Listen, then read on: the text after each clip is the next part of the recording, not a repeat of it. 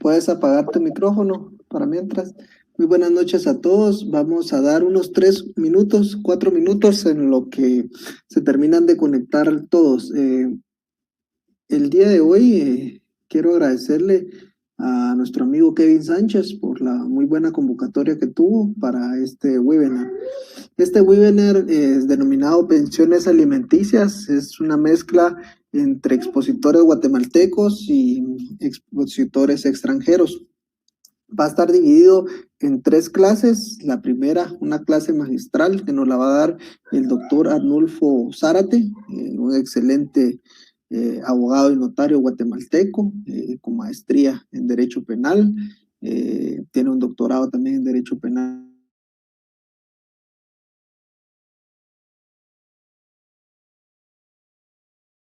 El delito de negación de pensión hasta llegar al tema penal. Pero quiero explicarles un poco el tema o la nueva modalidad que tenemos con relación a nuestros diplomas. Nuestros diplomas van a estar el día de hoy. Vamos a mandar un formulario que se los vamos a mandar 20 minutos antes de que termine la clase, en donde ustedes tendrán su diploma, tiene clave, ustedes ingresan la clave que yo les voy a proporcionar, ingresan su nombre, nos lo envían de vuelta y lo subimos a la app para que tenga validez. Yo les voy a explicar cómo se va a hacer esto, yo les voy a mandar toda la información a los grupos. Es bien sencillo, 2 minutos se tarda uno, tendrán su diploma, va a estar en la app y automáticamente al subirse en la app, la clave, se le quita la clave para que lo puedan imprimir desde su casa. Media vez esté subido en la app, ya pueden imprimirlo desde su casa porque automáticamente se desbloquea para la entrega de sus diplomas. Quisiera saber si nos pueden escuchar, si hay buen audio. Doctor Zárate, ¿está por ahí? Sí, mi estimado, yo lo escucho perfectamente. Douglas, ¿nos escuchas? Sí, te escucho bien. Excelente, sin más preámbulo, vamos a dar inicio. Quiero presentarles, como les dije anteriormente, a un abogado que ha dado clases en las distintas universidades del país. Tiene maestría y doctorado en Derecho Penal y Procesal Penal, por lo cual quiero dejarle en el uso de la palabra a nuestro gran amigo, al doctor Arnulfo Zárate, para que puedas iniciar. Si quieres, vamos a agrandar la pantalla para que te puedan ver. Vamos a ver aquí.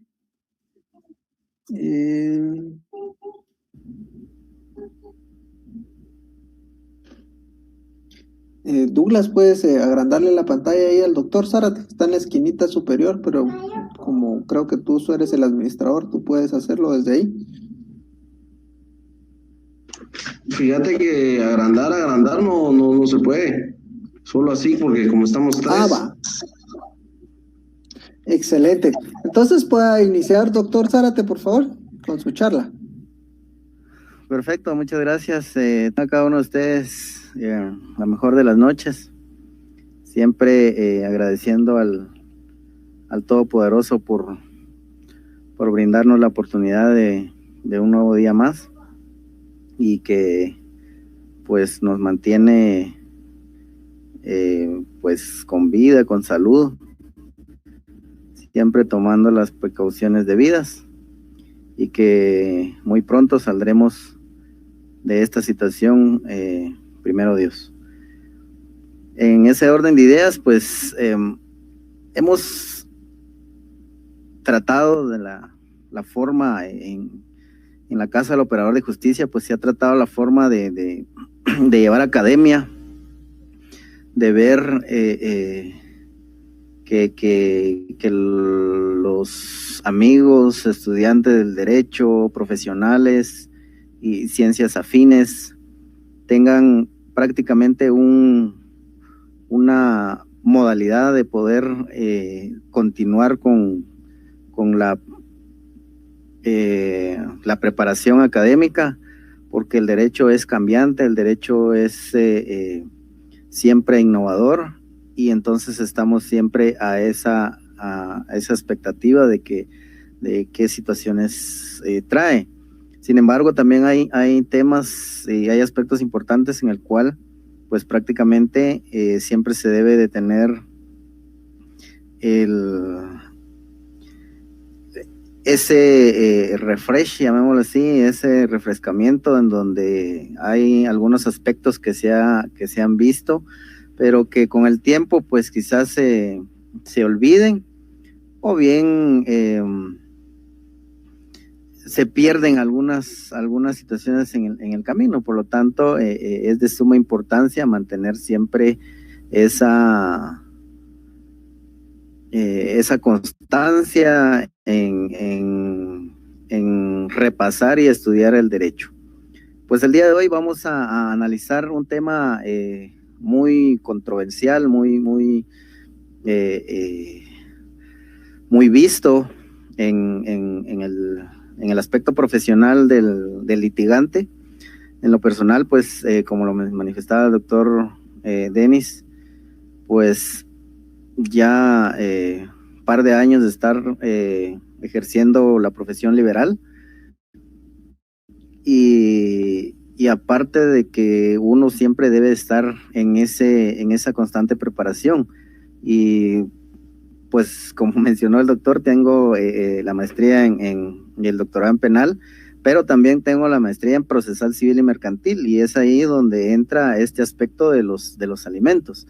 El saber exactamente qué es lo que se debe de hacer y cómo uno puede orientar tanto a la parte actora como a la parte demandada en un proceso de pensión alimenticia, desde el inicio hasta poderlo llevar a la situación de la fijación ya ante un juez de paz del área penal por un delito, ¿verdad? Porque sabemos y conocemos que la Constitución establece que es el único delito por deuda por el cual existe prisión.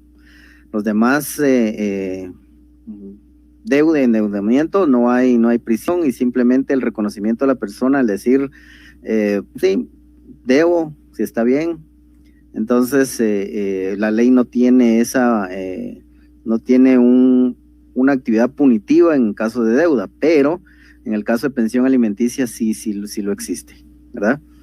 Entonces, vamos a tratar el aspecto de la pensión alimenticia, y perdonen que no les tengo una presentación como tal para ir teniendo esa mecánica, pero bueno, ustedes pudieron ver la invitación, pues como lo tenían ustedes, era otra persona. Sin embargo, estamos acá siempre para cumplirles a ustedes, y pues obviamente por la premura del tiempo ya no nos da el tiempo para poderles dar a ustedes una presentación, pero sí explicarles paso por paso y con la ley en la mano prácticamente lo que ocurre en todo el aspecto de pensión alimenticia. Primero vamos a determinar qué es la pensión alimenticia, o qué son los alimentos en ese aspecto, ¿verdad? Porque a veces se tiene la idea de que es los hijos tienen ese derecho de solicitarle a los padres, o mejor dicho, la madre en el ejercicio de la patria potestad, solicitarle al padre la fijación de pensión alimenticia. Analizando la ley, no es solamente así, sino que es de padres a hijos, de hijos a padres, de hermanos a hermanos. Hay varios aspectos que se deben considerar según la normativa, en el cual se puede solicitar la fijación de pensión alimenticia, posteriormente ejecutarlo en un juicio del proceso civil, e incluso llegar hasta a concretarlo por el delito de negación de asistencia económica, de conformidad con el 242 del Código Penal. Y a esto se debe ventilar ya ante un juez del orden penal, pero se inicia primero ante un juez del orden civil, y específicamente con un juicio oral, ¿verdad? Entonces, en ese aspecto podemos nosotros ver que el artículo 278 del Código Civil nos habla con respecto a la denominación de alimentos y dice que la denominación de alimentos comprende todo lo que es indispensable para el sustento, habitación, vestido, asistencia médica y también la educación e instrucción del alimentista cuando es menor de edad. Sin embargo, esto cambia más adelantito cuando veamos esta normativa, ¿verdad? Primero en las denominaciones. Vamos a encontrar que por un lado está el alimentante, que es el que tiene la obligación de prestar esos alimentos, y encontramos al alimentista que tiene esa necesidad de solicitar la pensión alimenticia, y por lo tanto es necesario a través de un órgano jurisdiccional fijarla. Sin embargo, no es solamente por esa vía que se puede realizar en forma extrajudicial a través de una escritura pública de pensión alimenticia, en donde una de las partes se compromete a prestar alimentos a sus hijos, en este caso a sus hijos, para que el testimonio de la escritura pública sirva como título ejecutivo para poder ejecutar esos alimentos posteriormente, ¿verdad? Y entonces, analizando el artículo 327 del Código Procesal Civil y Mercantil, podríamos también decir que un documento privado con firma legalizada en donde una de las partes se compromete a prestar alimentos, pues puede también surtir efectos porque el 327 le da esa validez como título ejecutivo. Un documento privado sin firma legalizada, pero que fue reconocida ante juez competente en un procedimiento de prueba anticipada de conformidad con el artículo 96 del Código Procesal Civil y Mercantil, también surte los efectos de un título ejecutivo, porque es prácticamente lo que establece el artículo 327 del Código Procesal Civil y Mercantil. Ahora, tenemos el alimentante, tenemos el alimentista, son dos partes que figuran dentro de esta institución de alimentos, pero ustedes pueden ver en el Código Civil que establece en el título de los alimentos entre parientes. No es como se tiene la idea que solo los padres tienen la obligación de prestar alimentos a los hijos. En algún momento esto puede ser viceversa e incluso con los demás parientes dentro de los 4 grados de ley que señala el Código Civil, ¿verdad? Tanto en línea recta como en línea colateral.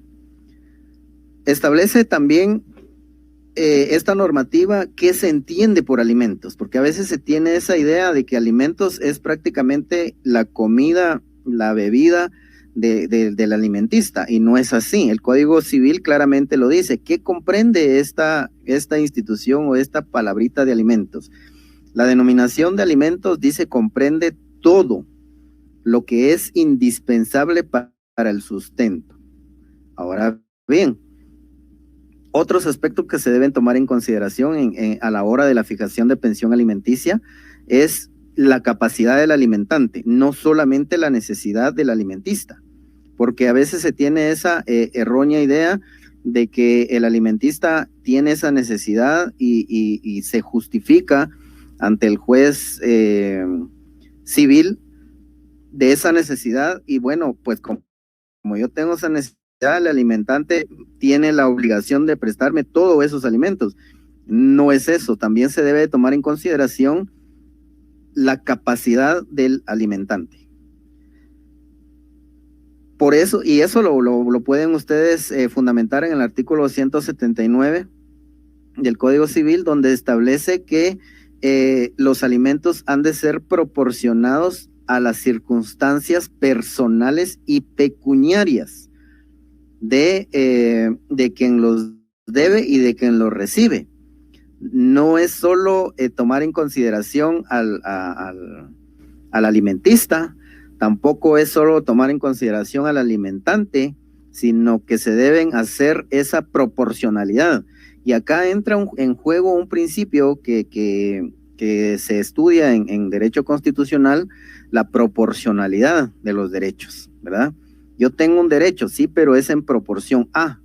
No es que yo tengo el derecho y los puedo ejercer de forma tal que es absoluto, sino que estos derechos son relativos porque se entienden que es en base a la necesidad del alimentista, pero es en base a la capacidad del alimentante.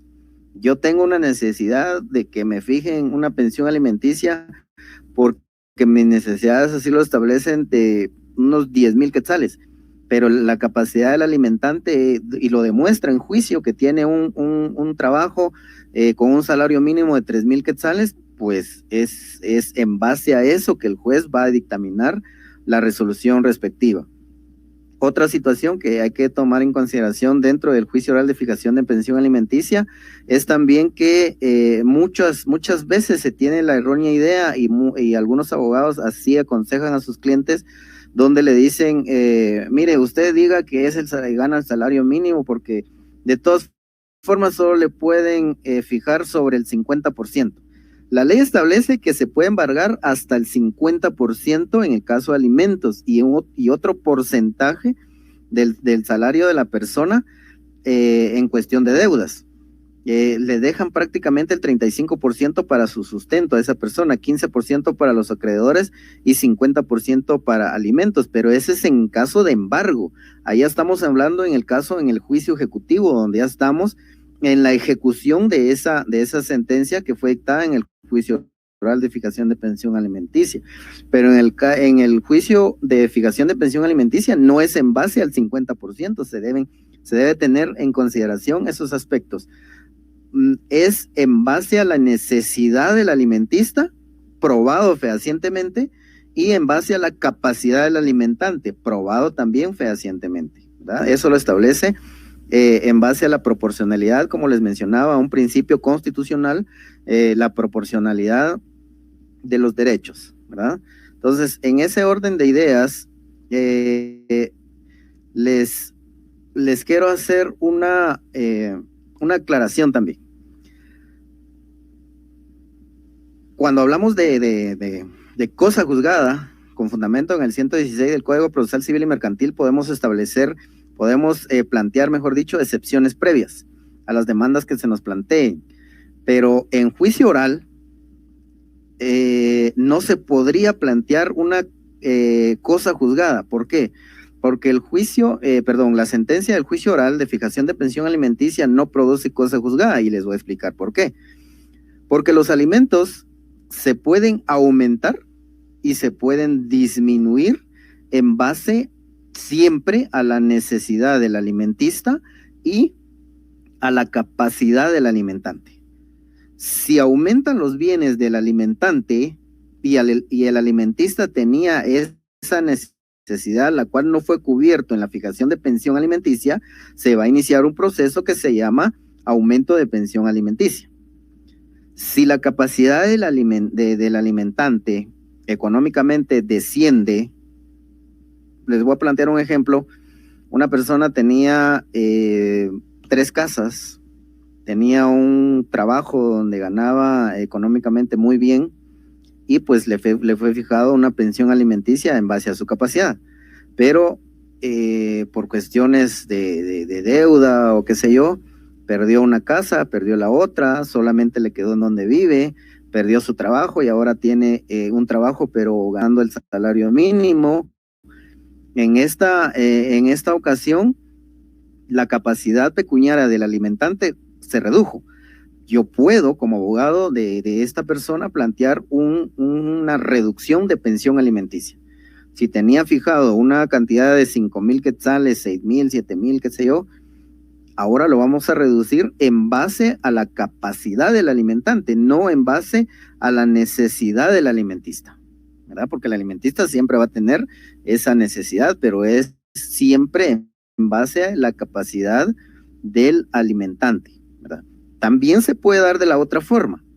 El alimentista tenía una necesidad inferior en ese momento, por ejemplo, un menor de edad, donde hablemos de meses hasta 3 años, hablemosle así, donde la necesidad pues prácticamente era su comida, bebidas, salud, vestuario, y pues tenía dónde vivir y situaciones así. Entonces su necesidad no era tan grande, y pues el alimentante sí tiene una capacidad máxima, pero el alimentista tiene una necesidad mínima. Entonces se establece en base a la necesidad del alimentista, pero en un futuro este niño va a entrar a un colegio, va a empezar a estudiar, va a necesitar uniforme, va a necesitar pago de colegiatura, inscripción y todo lo que conlleva educación. Puede tener incluso hasta compras de seguros por el caso de trasladarse de su casa al colegio, en fin. En ese momento se plantea un aumento de la fijación un aumento de la pensión alimenticia, de la ya fijada, porque el alimentista ya aumentó sus necesidades, y el alimentante tiene esa capacidad para poder costear esos gastos, ¿verdad? Se puede dar la situación al revés, donde se le fija una pensión alimenticia a un menor, pero o a un pariente, hablemosle así, pero adquiere bienes con el transcurrir de los tiempos, adquiere bienes, qué sé yo, por donación, por herencia del abuelo, del tío, pongámosle diferentes aspectos. Aumenta su capacidad económica, quiere decir que se reduce su necesidad económica. Entonces se puede plantear una reducción de pensión alimenticia en base a la necesidad del alimentista, porque antes tenía más necesidad, ahora tiene menos, porque aumentó su caudal económicamente hablando. Eso es lo que se debe tomar en consideración en estos aspectos del el aumento, primero la fijación, después el aumento, o bien la disminución de los alimentos. Una situación es que los alimentos pueden cumplirse, dice la norma, en efectivo y en especies. Es algo contradictorio, o es algo complicado, porque si yo vengo y digo voy a una despensa y compro 2,000 quetzales y tengo la factura que compré todos esos productos, pero ya esos productos no los voy a dejar en su totalidad a la casa del alimentista, sino que le sustraigo a algunos alimentos, qué sé yo, ya no tiene un valor de 1,000, sino que valor de 600, pero yo presento la factura que en especies cumplí con 1,000 quetzales de pensión alimenticia. La otra parte me puede objetar eso. Implicaría que cuando yo esté llegando a la casa del alimentista, prácticamente la mamá del alimentista, en este caso, me reciba y le esté tomando fotos a todos los productos con fecha, que es complicado. Entonces no es recomendable este aspecto. La ley lo dice y lo regula, pero no es aconsejable que nosotros como profesionales le digamos a nuestros clientes, sí, puede cumplirlo en especie, porque a veces se da esa interpretación de los padres hacia las madres, donde decir, sí, pero es que yo le doy pensión alimenticia a usted, pero eso saber si lo va a usar para mi hijo, porque de repente para ella misma, o si hay un tercero involucrado, peor. Pero en realidad la obligación del alimentante es proporcionar estos alimentos, y qué mejor que presentarlo en efectivo o en una cuenta bancaria, de la cual quedó estipulado en la sentencia respectiva, o bien en la cuenta que se aperture en la tesorería del organismo judicial, ¿verdad? Entonces, es complicado esto de lo que le regula la ley en el caso que puede ser en especies, ¿verdad? Ahora, quiero hacer énfasis en lo que establece el artículo 283 del Código Civil y dice, están obligados recíprocamente. Escuchen esto, dice, están obligados recíprocamente. Esta palabrita es esencial a la hora de analizar la norma y dice, están obligados recíprocamente a darse alimentos. Los cónyuges, los ascendientes, descendientes y hermanos. Cuando el padre por circunstancias personales y pecuniarias no estuviera en posibilidad de proporcionar alimentos a sus hijos y la madre tampoco pudiera hacerlo, tal obligación corresponde a los abuelos paternos de los alimentistas por todo el tiempo que dure la imposibilidad del padre de estos. O sea, terminamos involucrando a los abuelos también. Pero analicemos la norma. La norma dice que están obligados a prestar alimentos y la palabra recíprocamente es lo que nosotros tenemos que tomar en consideración. Y dice a darse alimentos primero los cónyuges. En el caso de los cónyuges, esto es fácil de entender en el caso de los que están casados, ¿verdad?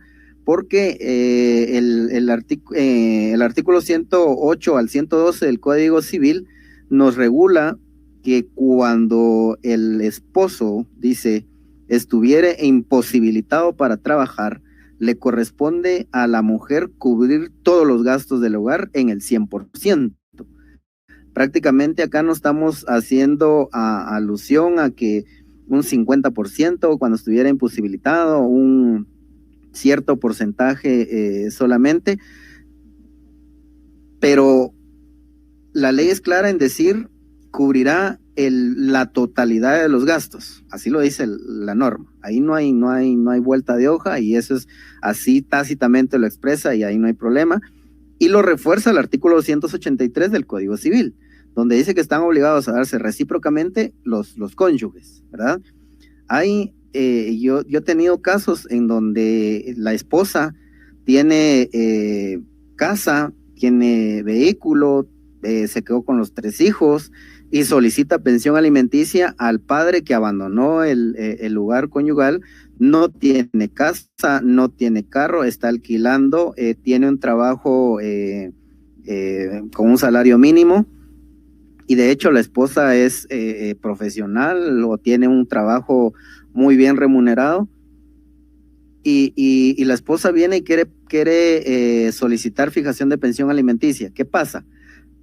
A la hora, recordemos que una de las actitudes del procesado es poder reconvenir, ¿verdad? Dentro del juicio, o poder contrademandar incluso, ¿verdad? Entonces, si en esta situación prueba el esposo de que su capacidad económica es inferior a la mujer y que en realidad el necesitado es él, se va a invertir el asunto en el juicio y al que le van a fijar pensión alimenticia va a ser a la mujer por probar su capacidad económica superior a su esposo, por probar de que tiene bienes, por probar que tiene un salario mucho más remunerado que el esposo y se puede invertir esa situación y eso nosotros como profesionales cuando estemos asesorando a la mujer hay que tomar en cuenta estos aspectos, ¿verdad? Primero hay que hacer las investigaciones respectivas del caso. Entonces, ahora, el problema se da cuando la norma dice los ascendientes y los descendientes. ¿Quiénes son los ascendientes según el Código Civil en línea recta por el grado de consanguinidad? Mis padres, mis abuelos, mis bisabuelos e incluso mis tatarabuelos, ya no van a estar vivos, pero en línea, los descendientes en línea recta, mis hijos, mis nietos, mis bisnietos y mis tataranietos.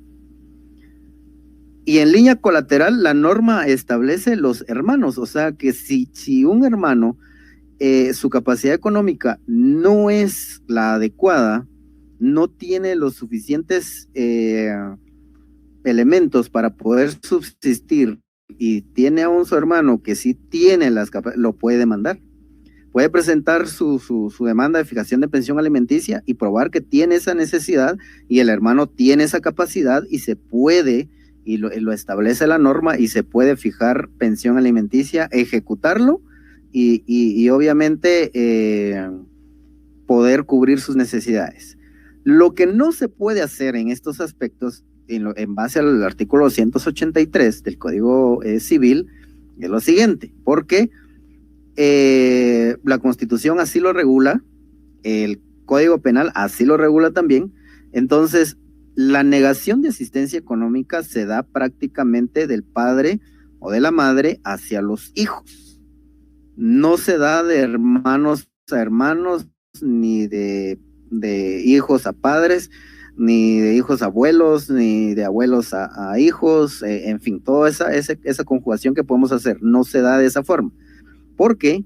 Porque el artículo 55, si mal no estoy, 54, 55 de la Constitución Política y el artículo 242 del Código Penal están establecidos por un principio, y este principio se denomina el principio del interés superior del niño, que está regulado en la Convención Americana sobre Derechos del Niño en el artículo 3 o 5 y en la Ley de Protección Integral de la Niñez y Adolescencia en el artículo 3 o 5, es que normalmente confundo estos dos, pero están el 3, el 5 en la Convención y en la Ley PIN. Este principio lo que regula es que es primordial el interés superior del niño y por lo tanto el negarme como padre de cumplir con mi obligación de prestar alimentos es punible, ¿verdad? Pero no es punible el hecho de hermanos a hermanos, de padres a hijos, o de abuelos a hijos, de abuelos a nietos, y toda esa conjugación que podemos hacer de conformidad con el Código Civil. Entonces, eso es lo que tenemos que tener muy claro en lo que establece la normativa primordial del Código Civil, ¿verdad?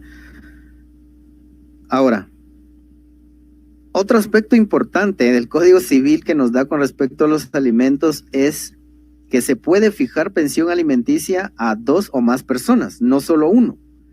Se tiene esa idea de que, bueno, voy a demandar a fulano y solamente él. No, se puede demandar a 2, 3. Por ejemplo, la misma norma, el artículo 283 establece que si los padres no pueden cubrir la pensión alimenticia de sus hijos, lo van a cubrir sus abuelos. Quiere decir de que yo voy a demandar primero al padre del niño o de la niña, pero si no puede esta persona responder, entonces demando al abuelo, ¿verdad? Porque así lo establece en la norma, o sea, se puede fijar incluso pensión alimenticia probando, claro, la necesidad del alimentista por el cual el padre no puede cumplir esa totalidad del hijo, ¿verdad? Entonces se puede demandar a otra persona, ¿verdad? Incluso se puede, supongamos de que el hijo estuviera con los abuelos y los padres viviendo en otro lado, se puede mandar a los dos, se puede mandar al padre y a la madre para fijarle pensión alimenticia a los dos, y en esta situación va a ser prorrateado. Esto prácticamente supongamos una fijación de pensión alimenticia que la tengamos en 3,000 quetzales, pues 1,500 para cada una de las partes, ¿verdad? Y si demandamos a 3, los 2 padres y los 2 abuelos, por ejemplo, si ya tenemos 4 personas, la fijamos en 4,000 quetzales a razón de 1,000 quetzales de cada uno para el alimentista, ¿verdad? Una visión que se tenía es de que pueden ser varios alimentistas y un alimentante, pero no, pueden ser varios alimentantes, y varios alimentistas, pueden ser varios alimentantes y un alimentista, o viceversa, ¿verdad? Eso es lo que establece esa norma, ¿verdad? El artículo 285 del Código Civil nos dice lo siguiente: cuando 2 o más alimentistas tuvieran derecho a ser alimentados por una misma persona y ésta no tuviere fortuna bastante para atender a todos, los prestará en el orden siguiente. Y eso lo hacía ver a mis alumnos en una ocasión cuando hablamos sobre un principio que se llama el principio de igualdad. regulado en el artículo 4 de la Constitución Política. Y les hacía ver lo siguiente: muchos creen que la igualdad es aquello de que todos los hombres en Guatemala son iguales tanto en condiciones y derechos. Todos somos iguales y todos tenemos los mismos derechos y las mismas obligaciones. Ese es el concepto que se tiene, pero no es así. ¿Por qué? Porque ¿qué fue lo que dijo Aristóteles con respecto a la igualdad? Aristóteles dijo que ser igual con los iguales y desigual con los desiguales, eso es igualdad. Eso es lo que manifestó Aristóteles. ¿Qué pasa en esa situación? Tenemos que ser iguales con los iguales y desigual con los desiguales. No podemos ser igual con los desiguales ni desigual con los iguales. ¿Cuál es la explicación lógica para poder entender esta situación? Ponemos a dos hombres, y ese es el ejemplo que yo que utilizo para poder entender el principio de igualdad. Ponemos a dos hombres que prácticamente son considerados hombres de la misma edad, pero con diferentes condiciones. Una persona tiene la enfermedad de enanitis y la otra persona es una persona normal, o bien un poco más de lo normal y es un gigante. Y le decimos que corran 10 kilómetros. Y eso es fácil de entender quién va a ganar la carrera. Son dos hombres, pero no están en igualdad de condiciones. ¿Por qué? Porque el uno tiene enanitis, es un enano, y el otro podría ser un gigante o puede ser del tamaño normal o promedio. Pero obviamente lo que recorre un normal o un gigante en 1 kilómetro, el enano lo necesita el doble de tiempo para poderlo cubrir. Entonces, ¿qué es lo que hacemos ahí? Si vamos a plantear una competencia, pues los vamos a poner el enano con el enano y el gigante con el gigante. Eso es igualdad. No vamos a tratar igual con el desigual o viceversa, el desigual con el igual. Vamos a tratar igual por igual y desigual por desigual. Eso es igualdad, dijo Aristóteles. Ahora llevémoslo al plano jurídico. Y eso se los mencionaba yo y es por eso que viene a este ejemplo.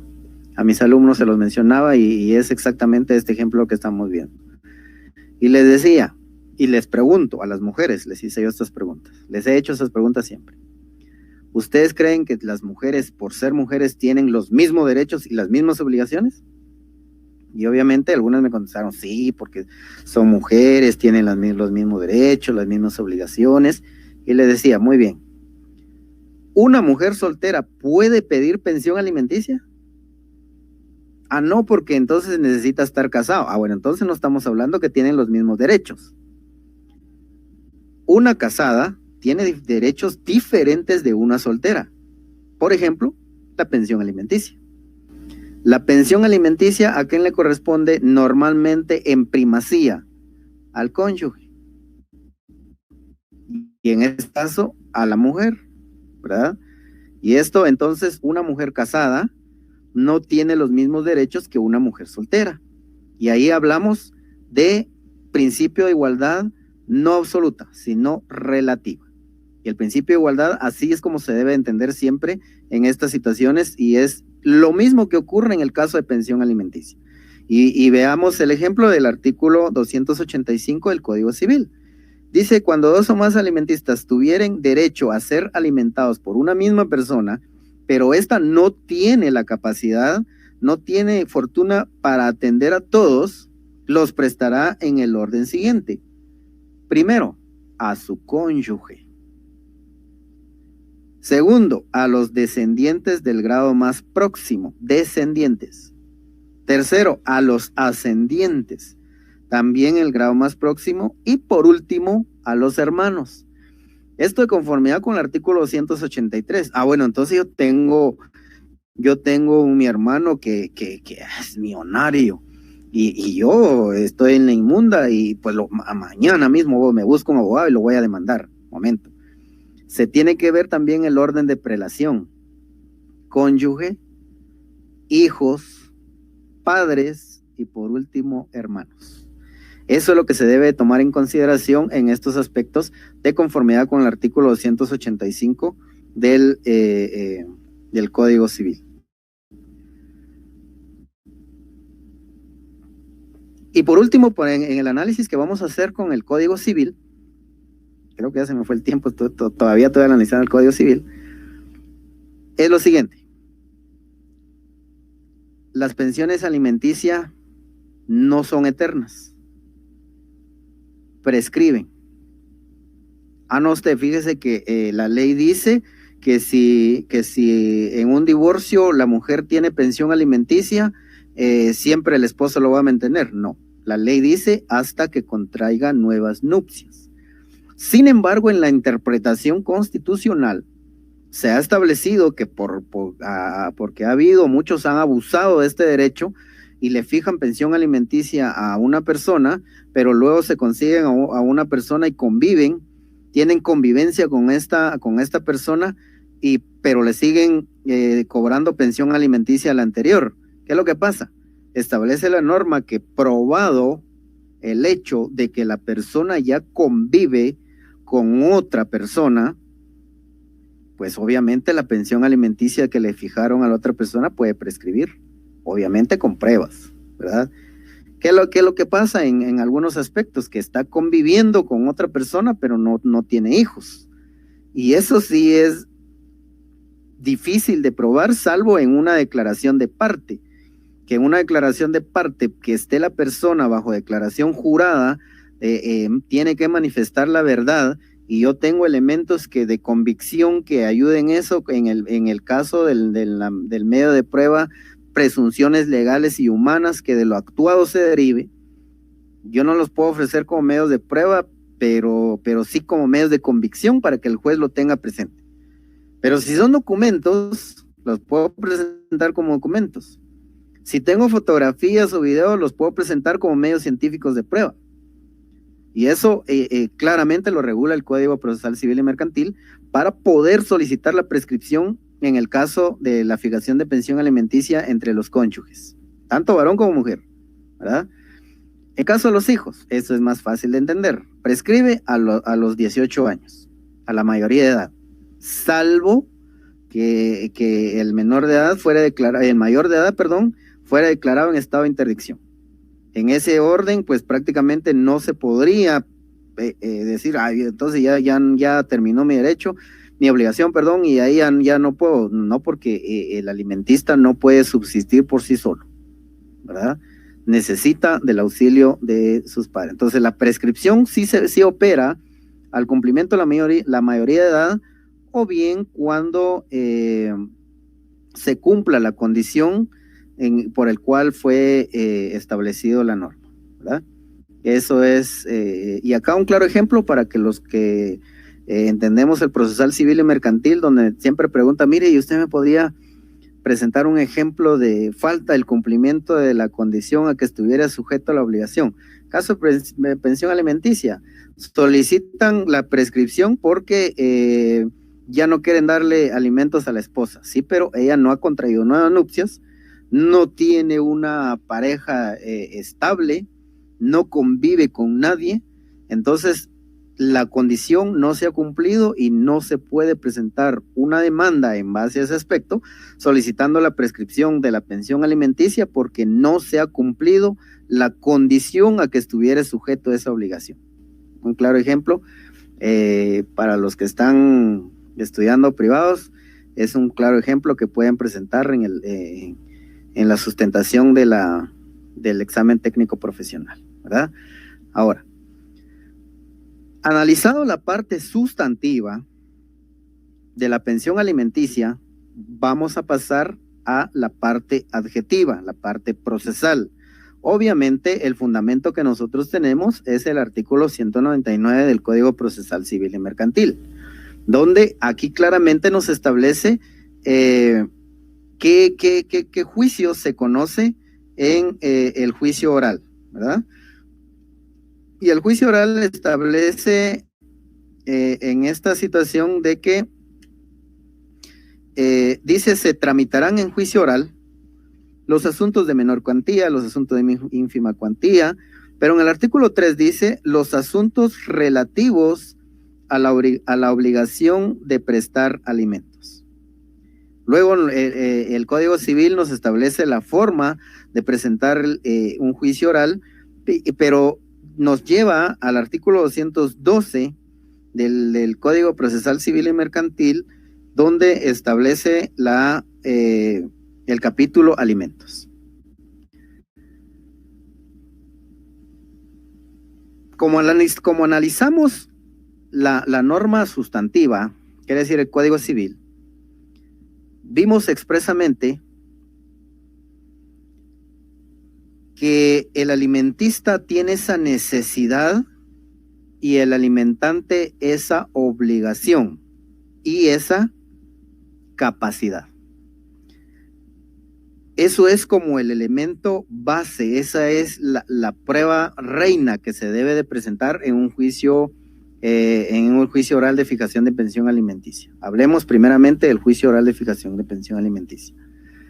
La prueba reina que se debe de presentar para ambas partes, pensemos primero en la parte actora. En la parte actora es el alimentista. Se debe de demostrar que tiene esa necesidad de poder pedir alimentos, que no tiene la capacidad para poder subsistir y necesita de ese alimentante para poder subsistir. ¿Qué es lo que debemos hacer nosotros entonces? Aparte de identificar al alimentante, cumplir con los requisitos del 61, el 106, 107 del Código Procesal Civil y Mercantil, con fundamento en el 199 y en el 212 del Código Procesal Civil y Mercantil, vamos a cumplir, vamos a redactar nuestra demanda, obviamente siguiendo los pasos que establece el artículo 61 del Código Procesal Civil y Mercantil y acompañando los documentos de conformidad con el artículo 106, 107 del Código Procesal Civil y Mercantil. Debo de detallar en mi memorial de demanda cuál es la necesidad del alimentista. Yo he visto demandas donde el abogado hace ver, necesita alimentos porque tiene que cubrir sus gastos personales y las va a fijar en 2,000 quetzales. Sí, pero esos 2,000 quetzales las debemos de especificar, debemos de decir 400 en colegiatura, 400 en salud, 400 en ropa, 400 en vivienda y 400 en alimentos, hablemos así, ¿verdad? 2,000 quetzales. Y eso es fácil, tomando obviamente con pruebas, con fundamento y con razonamiento también. Se hace, dice, mire, necesita sus 3 tiempos de comida. Hablemos de cuenta de que vamos a un comedor así económico, hablemos 10 quetzales diarios, desayuno, 10 quetzales almuerzo y 10 quetzales cena. Eso es básico. ¿Cuánto estamos hablando? 30 quetzales diarios. Multiplicamos estos 30 quetzales diarios por 30 días, ya tenemos 900 quetzales base para poder solicitar la necesidad del alimentista. A esos 900 quetzales le vamos a aumentar salud, educación, vivienda, vestuario, todo lo que establece lo que ya vimos en el Código Civil. Hacemos un detalle de la necesidad del alimentista. Obviamente esa es nuestra petición, que lo fijen en base a esos elementos que estamos presentando en el juicio. Si la demanda se ajusta, la ventaja es que en el juicio oral le pueden poner a usted un previo, ¿verdad? Previo a continuar con la demanda y previo a admitir trámite la presente demanda, que la parte actora desarrolle en qué consiste su necesidad, por así decirlo. Si nos equivocamos en algo, lo podemos arreglar en ese previo. Aparte de eso, tenemos todavía, hasta antes de que contesten la demanda, nosotros podemos ampliar nuestra demanda. Puede ampliar la demanda. En la audiencia, de hecho, el juez solicita, va a ampliar su demanda, y uno dice, sí, fíjese que voy a ampliar la demanda en este sentido, y lo amplía. Obviamente se suspende la audiencia y se señala una nueva, pero tiene uno la chance de poder ampliar esa demanda todavía en el oral, ¿verdad? Se tiene todavía esa garantía. Pero tenemos que tomar en consideración que nosotros somos profesionales y estamos realizando un trabajo que la persona está acudiendo a nosotros porque se supone que nosotros somos los que estamos para defender el derecho. Y eso es lo que se tiene que tener siempre en consideración cuando nosotros estamos en el ejercicio de la profesión, ¿verdad? A mí me enoja, me molesta cuando yo estoy a la par de un abogado y dice, fíjese que mi esposo me gritó usted y me pegó, lo hubiera grabado y para que así mañana usted lo demande. Mire, mañana usted, pero y si no tiene grabación, pues vaya y demándelo, porque eso es. Y yo le digo, ¿qué le va a demandar? Daños y perjuicios. ¿Qué le va a demandar? Fijación de pensión. No, eso se llama denuncia, ¿verdad? Pero incluso hay quienes todavía, yo he escuchado lamentablemente abogados así, dice, fíjese que yo quiero demandar a mi esposo porque no me ha pasado alimentos, y no tenga pena usted, si me quiere me trae los documentos y le hacemos la querella y lo presentamos rapidito. Yo digo querella en un juicio oral, querella es en penal, pero es triste, ¿verdad? Entonces nosotros somos prácticamente los que tenemos en nuestras manos el ejercer el derecho por el bien del cliente. Entonces, yo le estoy dando eso, usted dice que le pueden poner previo, le puede todavía ampliar su demanda antes de que contesten la demanda, o incluso en la audiencia ya oral puede uno antes de continuar ampliar la demanda, pero no es el motivo, ¿verdad? Puede ampliarse la demanda porque, por ejemplo, no se tenía una prueba y pues no lo encuentro, fíjese que no lo encuentro. Bueno, dejémoslo, presentemos la demanda. Sí, después la señora, fíjese que sí lo tengo, aquí está. Bueno, entonces ampliemos la demanda porque no lo teníamos, pero ahora ya lo tenemos, presentémoslo, ¿verdad? Pero por errores, yo estoy tratando de ampliar la demanda en ese sentido, si es, no sé cómo decirlo, vergonzoso para un estudiante, para un profesional del derecho, porque obviamente si nosotros analizamos la palabra abogado y el ser jurista, en determinado momento de la historia se nos consideraba a nosotros como los que teníamos en la mano las leyes que estaban en beneficio de la población.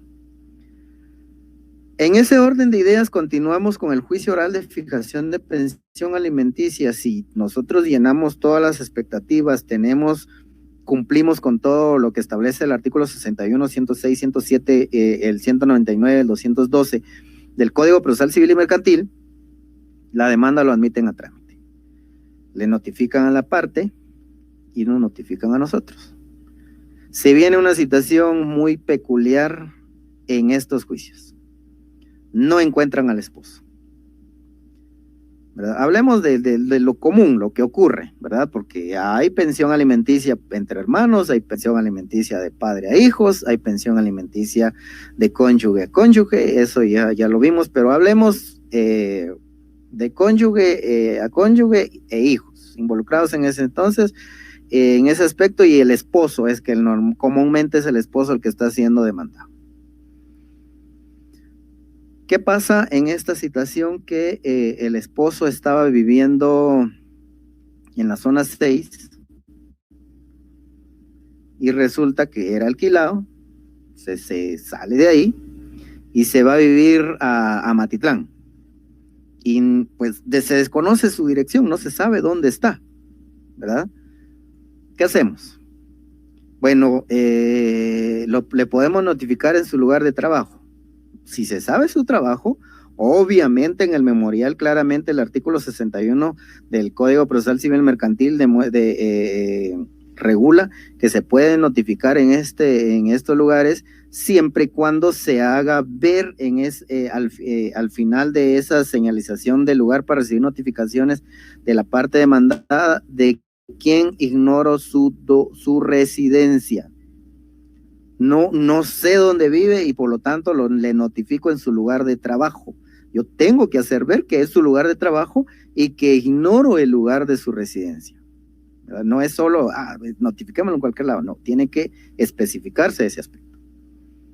Pero lo más recomendable es lo que establece el Código Procesal Civil y Mercantil. ¿Qué es lo que establece?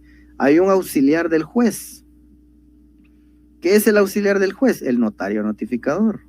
Entonces nosotros, de una vez en el memorial inicial de demanda, proponemos que las notificaciones lo va a realizar tal licenciado. Un número colegiado, a quien le va a hacer, a quien se le va a discernir el cargo, se le va a entregar las copias de ley. Y solicitamos en ese aspecto de que se le amplíe el horario de lo establecido para el organismo judicial y los 365 días del año, y en el lugar en donde fuere hallado. Hagan esa petición. Yo se los aconsejo, eso le facilita mucho a uno el trabajo. Que le amplíen en las 24 horas del día, los 365 días del año y en el lugar en donde fuere hallado, siempre y cuando la notificación se haga personal. ¿Por qué? Porque en lo personal yo tuve un caso donde el sujeto sabía que a las 8 de la mañana le iban a llegar a notificar y hasta las 3:30. ¿Qué hacía? A las 6 de la mañana se salía de su casa. A las 6 de la mañana se iba y no había nadie más ahí. Cuando llegaba el notificador, tocaba y nadie le abría, razonaba, decía, estuve tocando durante tanto tiempo, no me abrieron y por no haber negativa de recibirla, no la fijé, porque lo establece la norma. Si alguien sale y dice, mire, voy a notificar a fulano, no sé, yo no lo conozco, yo no estoy recibiendo nada, yo no sé, la fijo en la puerta, porque hay negativa de recibirla y esa dirección me dieron, yo la puedo fijar en la puerta, no hay ningún problema. El problema es que si no contesta nadie, la ley dice que si no contesta nadie y no hay negativa para recibirla, no se puede fijar en puerta. El notificador se regresaba, probó en diferentes horarios, en la mañana, al mediodía, en la tarde, y no. El sujeto era hábil, salía a las 6 de la mañana, 5 de la mañana, qué sé yo, y regresaba después de las 7 de la noche. Cuando nosotros hicimos la investigación, nos dimos cuenta que él regresaba a su casa después de las 7 de la noche, ¿verdad? Y no decían por cuestiones de trabajo, porque en ese momento él realizaba ciertos trabajos, pero no era constante, o sea, no eran todos los días. Por su horario de trabajo así lo tenía establecido. ¿Qué fue lo que hicimos nosotros? Nombramos un notario notificador, nos plantamos afuera de su casa, esperando que llegara. Ese día llegó a las 9 de la noche, justo cuando iba bajando. Le dijimos, ¿usted es fulanito de tal? Sí, cómoda, muy bien. Mire, aquí le venimos a notificar. ¿Usted sería tan amable de firmarnos esta acta? Es donde le estamos notificando a usted esta documentación. Sí, dijo, lo firmo, perfecto. Ya lo notificamos. Un notario notificador ayuda bastante en estos juicios de fijación de pensión alimenticia. ¿Por qué? Porque se alarga muchas veces porque el alimentante nunca es encontrado. Y entonces es complicado. Media vez se le notifique la primera resolución, esa que establece la norma que es personal, se debe de apersonar al proceso. Si no se apersona, ese ya no es problema de uno, porque prácticamente se le va a continuar notificando por los estrados del tribunal. Y se le va a continuar el juicio en rebeldía. Ahí no hay ningún problema, ¿verdad? Realizada la notificación, el juez señala la primera audiencia, en donde en el Código Civil claramente lo dice que se va a llevar a cabo en una sola audiencia, y si fuera posible, y si es imposible verificar todo en una sola audiencia, pues se va a hacer en 2 audiencias, y como en forma extraordinaria una tercera, pero dentro de los 15 días que señala la norma. En la práctica sabemos que eso no es así, ¿verdad? En la práctica le fijan a uno la primera audiencia, toman algunos aspectos, normalmente la otra parte hace valer sus excepciones, se le corre a uno la audiencia por esas excepciones y uno se tiene que atener a lo que establece la norma de las 24 horas para poder contestar esas excepciones. Entonces, la suspenden y la señalan para no dentro de 24 por la carga de trabajo, sino para un cierto tiempo. Y así se va alargando estos procesos con el correr del tiempo. Como profesionales, nosotros, en lo personal, recomiendo que uno vaya preparado, y muchos abogados así hacen, no tenga pena usted, a la parte demandada. Ahí vamos a plantear una excepción y el abogado se va a adherir a lo que establece la norma las 24 horas para contestar, ahí la van a suspender y no hay ningún problema. No, vaya con todas sus pruebas. Porque en una ocasión nosotros le hicimos a un abogado así, que me imagino que llegó confiado, no llevaba pruebas, nos presentó las excepciones y en ese mismo momento la evacuamos. Evacuadas las audiencias, el abogado ya no hallaba ni qué hacer porque no llevaba nada de medios de prueba, ¿verdad? Si tiene testigos, hay que llevar los testigos, si tiene documentos, hay que llevarlos, si tiene declaración de parte, hay que llevarlo, todo hay que llevarlo, ¿verdad? Ahora, en el órgano jurisdiccional, la ley establece que la declaración de parte debe ser recibida en una audiencia diferente a la que está establecida la norma. Por eso es de que cuando llega la declaración de parte, el juez dice, en base a lo que establece la norma, nos vamos a pasar a la siguiente audiencia y ahí en esa audiencia se va a recibir la declaración de parte, ¿verdad? Obviamente tratando de concentrar la mayoría de actos en las audiencias, pero por la carga de trabajo que tienen los jueces, esto no se da en la práctica de esa forma. Y peor ahora, ¿verdad? El día de ayer empezaron a funcionar en forma parcial ya los juzgados. Los juzgados no están trabajando a su plena capacidad, sino que solo en un 50%, y todo lo que venía retrasado desde marzo para empezarlo a retomar el día de ayer en adelante, esto va a ser, si ya por así existía una mora judicial, ahora va a ser peor, ¿verdad? Solo el día de ayer, los abogados que presentamos demandas el día de ayer, nos tardamos entre 2-3 horas para presentar una demanda en los diferentes juzgados, ¿verdad? Solo el día de ayer.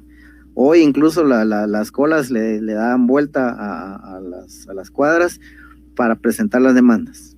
Entonces, la mora judicial es bastante y obviamente por esa carga que existe de trabajo no se cumple con los plazos. Pero en términos generales es lo que establece el Código Procesal Civil y Mercantil, de llevar a cabo esa audiencia de juicio oral de fijación de pensión alimenticia en un máximo de 3 audiencias como máximo, en un plazo de 15 días para poderlo condensar y poder dilucidar al final si se va a fijar la pensión alimenticia en base a lo que presentó el alimentista o en base a lo que presentó el alimentante. Como les dije al inicio, nunca y jamás de los jamases es en base al 50% del salario. Eso es para embargo, no es para fijación de pensión alimenticia. La pensión alimenticia se fija en base a la necesidad del alimentista y en base a la capacidad del alimentante. Si el alimentista tiene una necesidad, hablemos de unos 5,000 quetzales, y el alimentante tiene esa capacidad de poder pagar, el juez se la va a fijar en su totalidad. Si el alimentista tiene una necesidad de 5,000 quetzales, pero el alimentante tiene una capacidad máxima de 3,000 quetzales, se va a fijar en los 3,000 quetzales. Es en base a la capacidad del alimentante y en base a la necesidad del alimentista. Hay que hacer ese juego de principios que se llama el principio de proporcionalidad del derecho. En ese orden de ideas viene el juez y hace su razonamiento, hace su fundamentación y fija la pensión alimenticia en determinada cantidad. Esa cantidad constituye un título ejecutivo en la sentencia respectiva.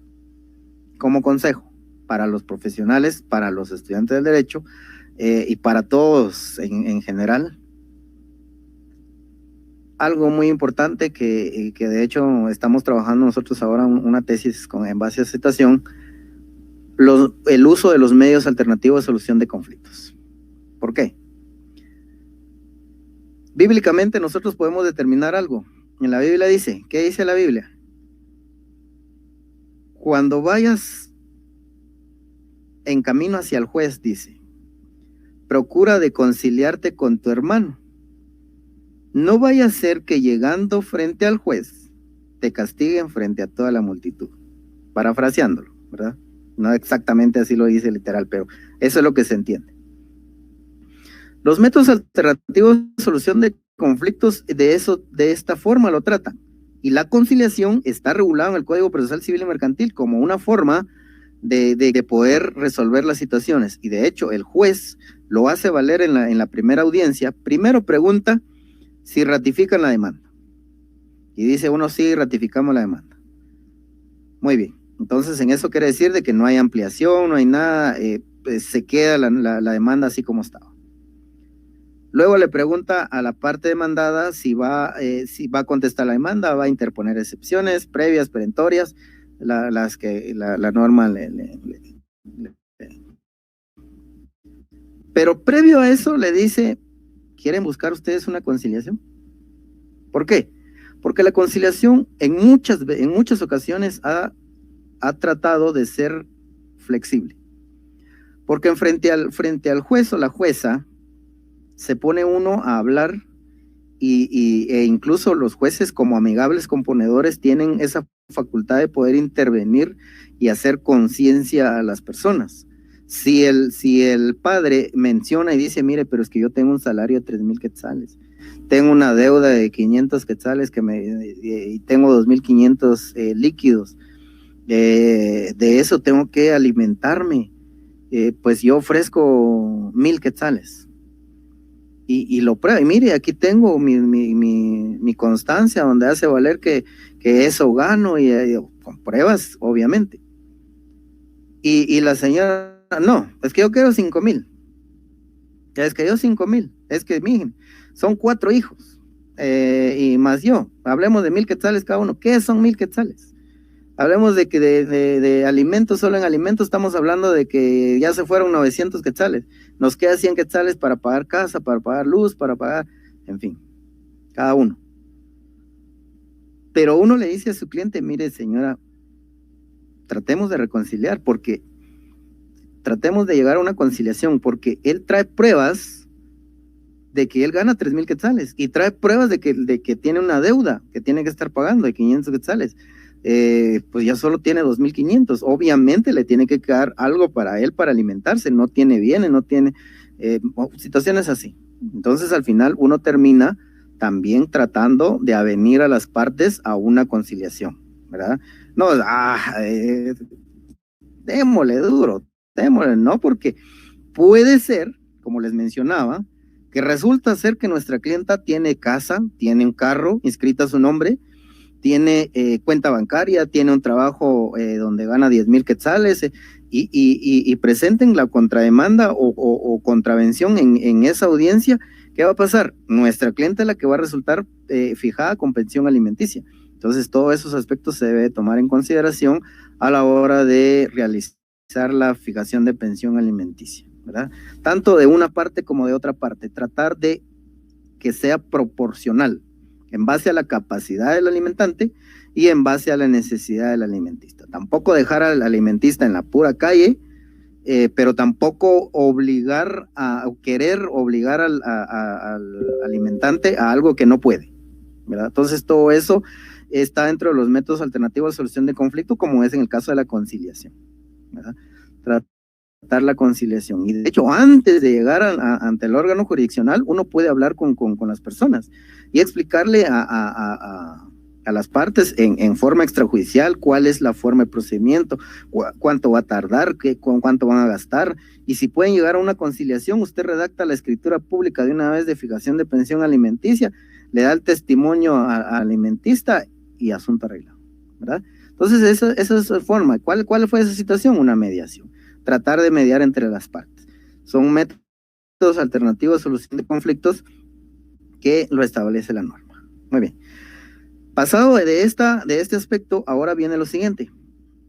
Fijado una pensión alimenticia o es por conciliación, si llegamos a una conciliación, el juez lo único que hace es darle valor a esa conciliación, ¿verdad?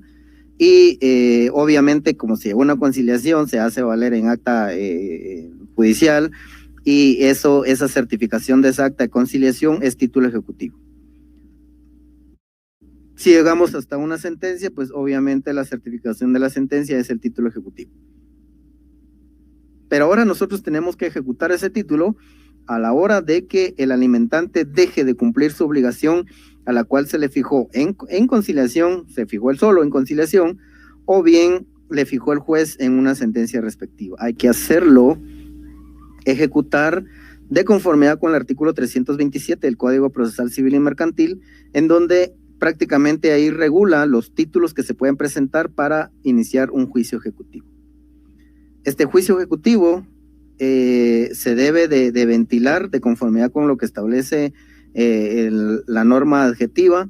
Se le va a notificar a la otra parte sobre el inicio de un ejecutivo en su contra, puede presentarse al proceso, puede interponer excepciones que hagan ineficacia el título o el derecho que se está presentando. Por ejemplo, yo estoy ejecutando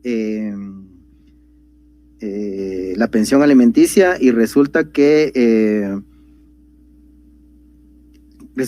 había estado pagando, ¿verdad? Pero en una cuenta distinta, y que la señora mismo pues lo estaba recibiendo, pero ella obviamente como se fue fijada en la cuenta de la tesorería o el organismo judicial, ahí es donde se tiene que depositar, y él lo depositaba en la cuenta de la señora, pues eso no cuenta. Bien, cuenta.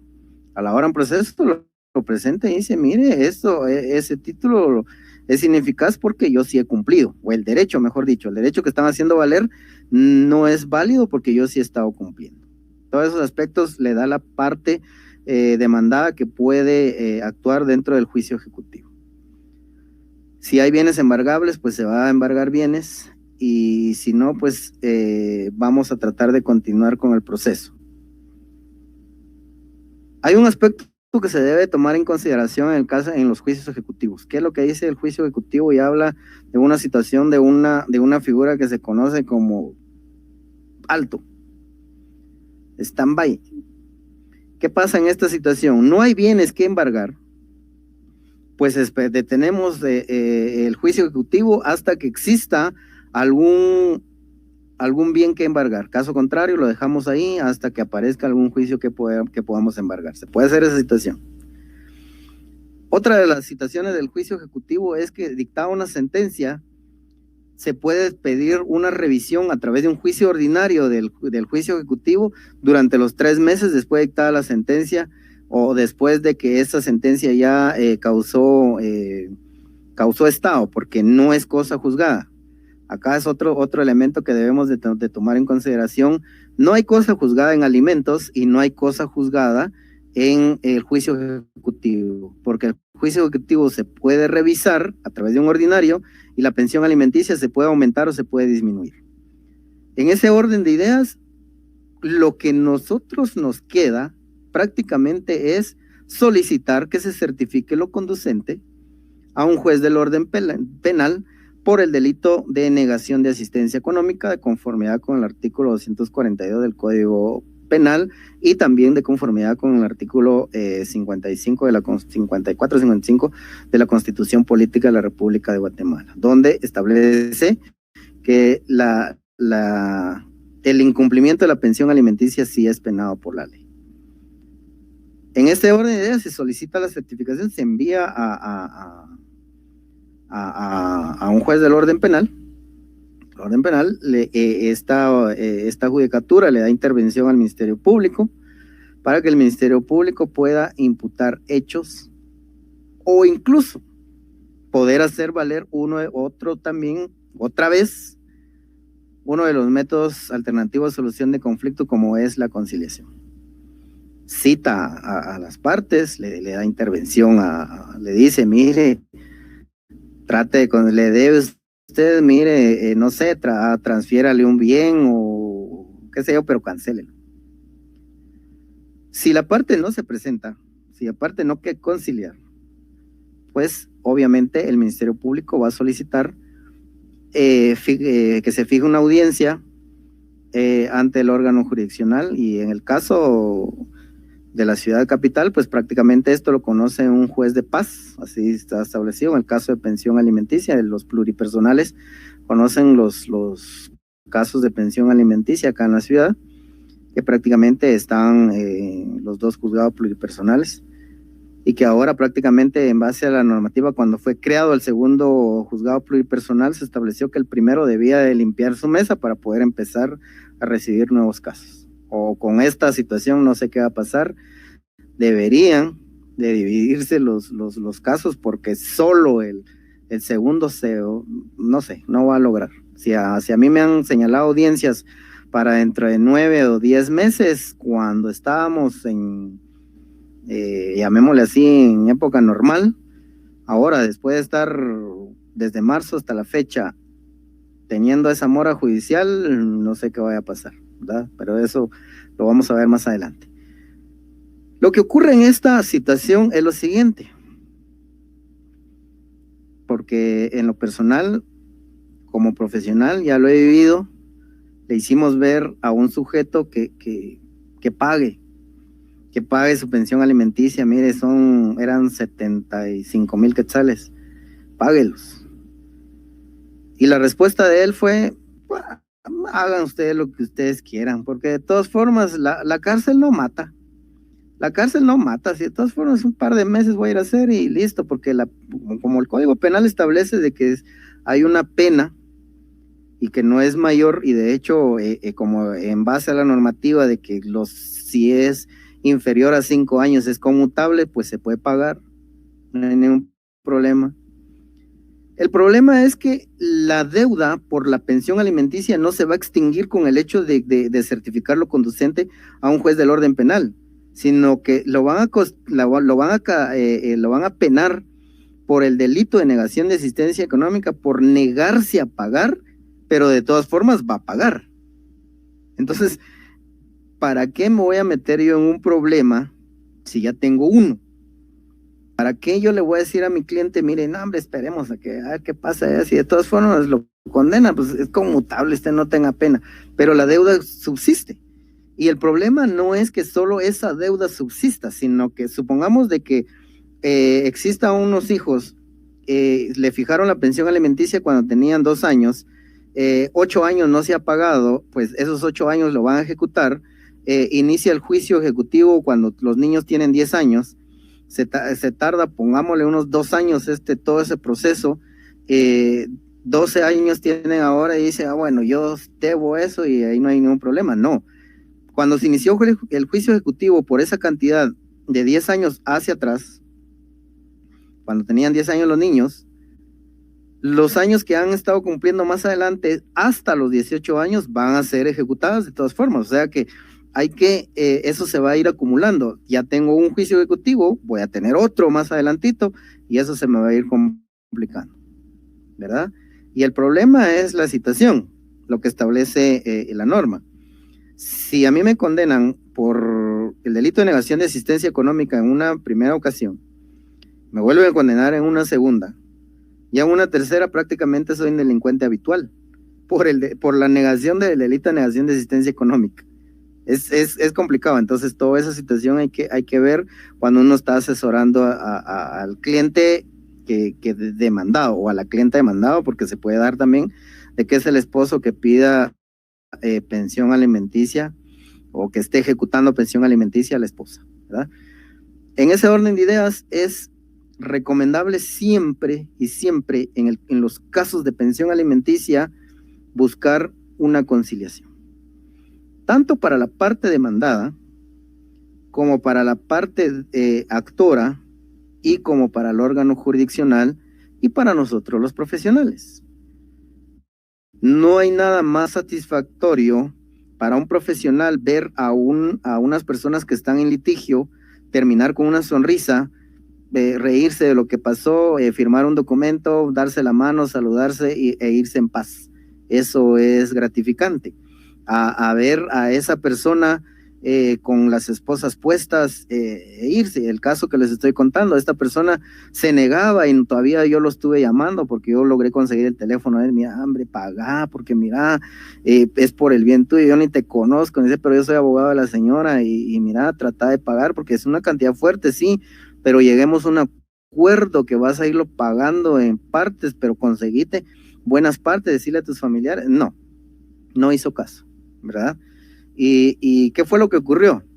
Cuando llegamos hasta la certificación de lo conducente, se le notificó, no se presentó a la primera audiencia. Es algo lo curioso que ocurre en estos casos de pensión alimenticia.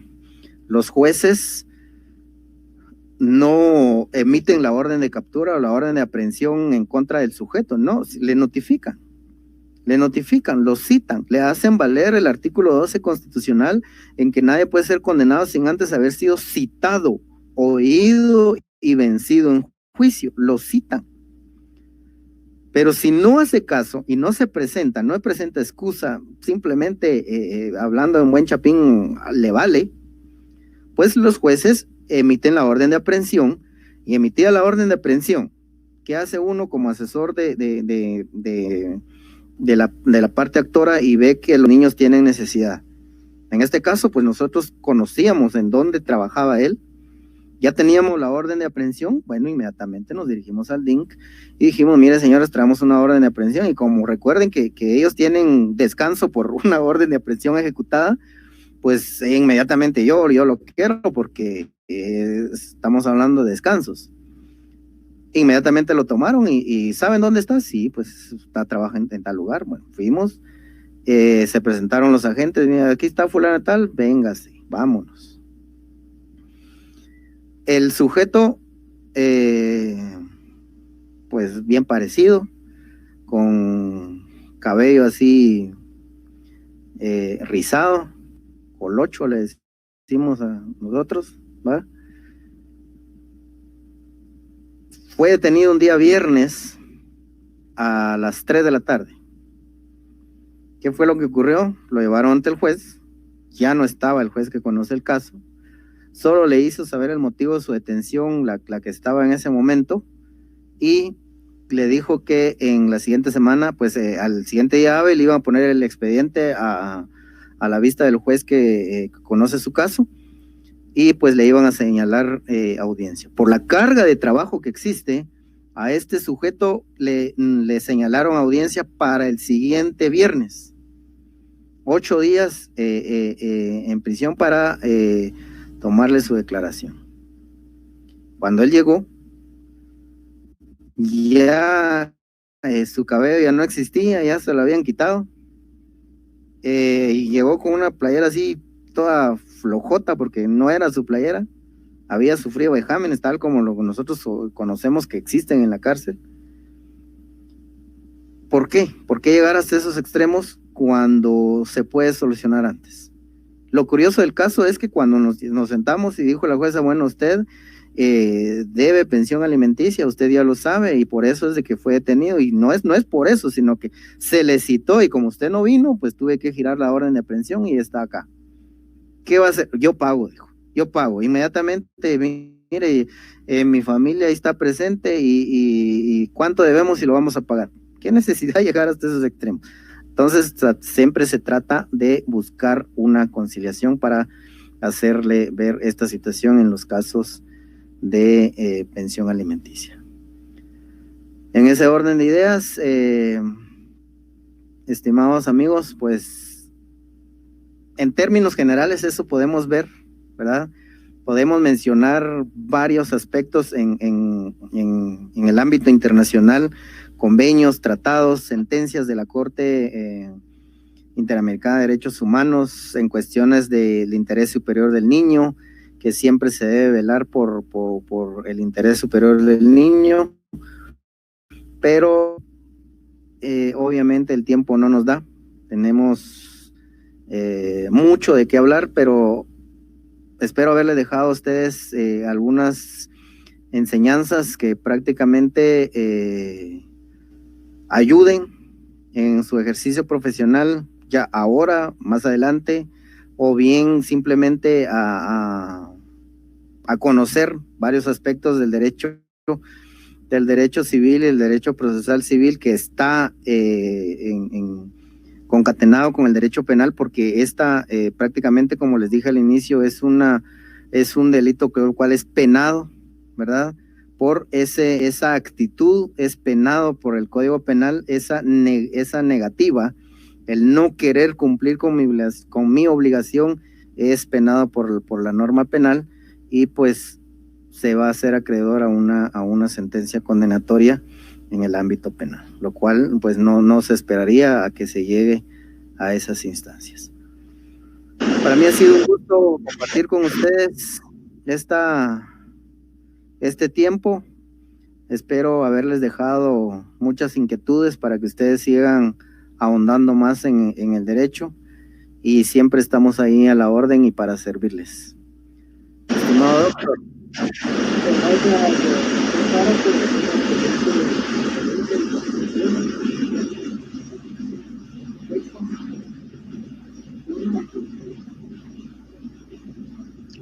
Denis, fíjate que tu audio no está muy bueno.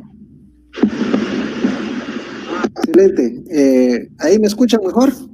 Ahí sí ya te escuchamos. Excelente. Muchas gracias, doctor Zárate. Excelente disertación. Para mí ha sido un gusto escucharlo. Vamos a pasar a una ronda de preguntas. Vamos a habilitar un momento el chat.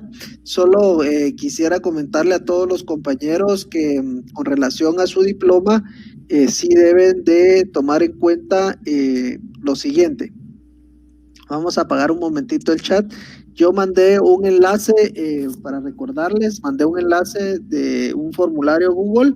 En el formulario Google se encuentra el diploma, hay una clave en el formulario Google, ingresan la clave, ingresan a un programa, lo convierten en PDF y nos lo envían nuevamente a nosotros para poderlo subir a la aplicación La Casa del Operador de Justicia para que tenga validez el diploma y podamos desbloquear una vez subido a nuestra app, para que lo puedan imprimir desde su casa.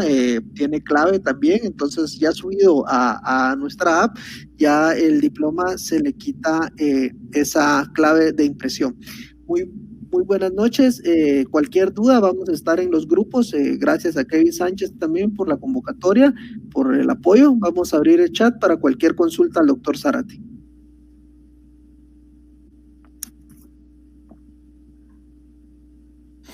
Vamos a esperar unos 2 minutos, doctor Zárate, en lo que los compañeros hacen sus preguntas.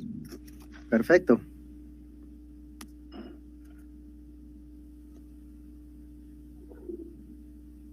Híjole, ahí ya mandaron una pregunta, está bastante amplia, pienso yo. Ahorita la vamos a leer para que usted nos pueda ilustrar ahí, doctor.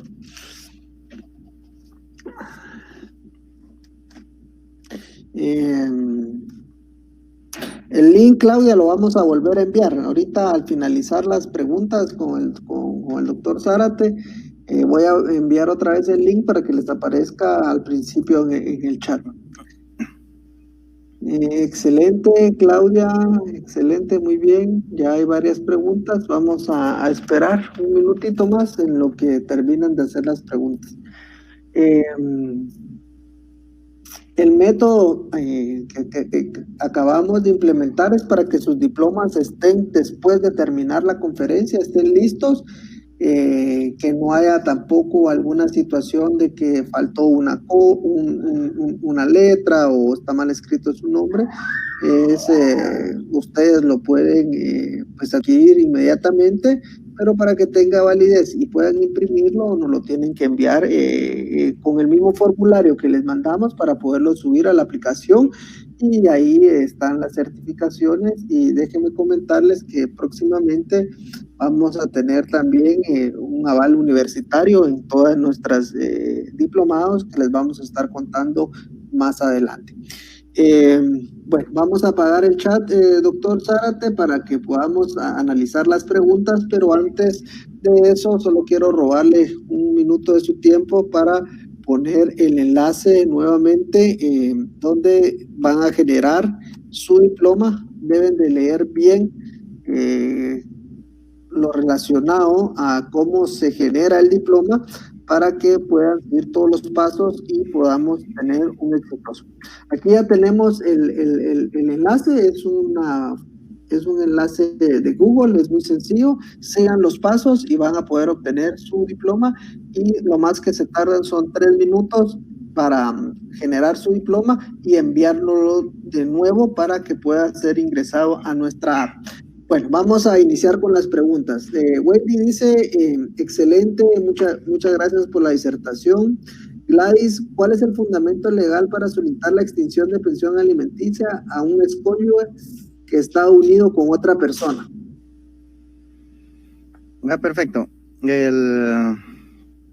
Para solicitar la extinción de la pensión alimenticia, prácticamente el fundamento legal es el artículo 280 del Código Civil, y obviamente en el caso del divorcio, cuando se establece que se fija pensión alimenticia al cónyuge o a la cónyuge hasta que contraiga nuevas nupcias. Esto en base a una interpretación constitucional.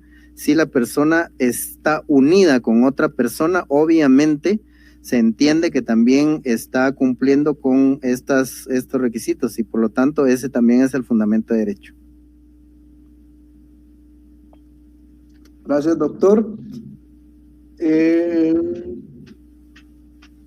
Buenas noches. Una mujer que conozco demandó por pensión alimenticia al esposo. Él empezó pagando, pero después de un tiempo dejó de hacerlo, y esta persona consulta qué se debe hacer para que continúe el pago. Perfecto. Solicitar la ejecución.